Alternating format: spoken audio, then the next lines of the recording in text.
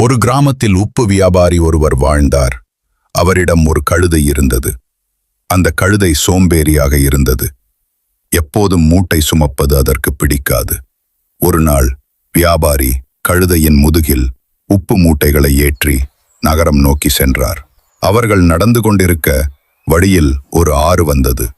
அந்த ஆற்றை கடக்கும்போது கழுதை திடீரென்று விழுந்தது. விழுந்தவுடன் மூட்டையில் இருந்த உப்பு கரைந்து எடை குறைந்து விட்டது. அது கழுதைக்கு ரொம்ப சந்தோஷம். அடுத்த நாள் மீண்டும் வியாபாரி உப்பு மூட்டைகளை ஏற்றினார்.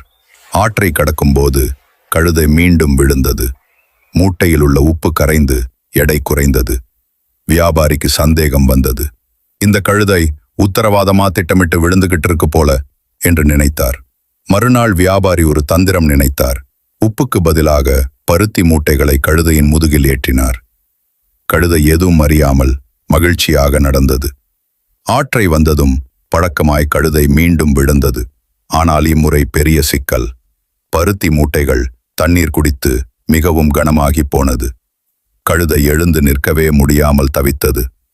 வியாபாரி சிரித்தார். ஆஹா, உன் தந்திரம் இப்போ உன்னைத்தான் சிக்க வைத்திடுச்சு என்று சொன்னார். அப்போதான் கழுதை உணர்ந்தது, தந்திரம் எல்லாம் நல்லதல்ல. அது சோர்ந்து தலைகுனிந்து நடந்தது. வியாபாரி சிரித்துக் கொண்டு போனார்.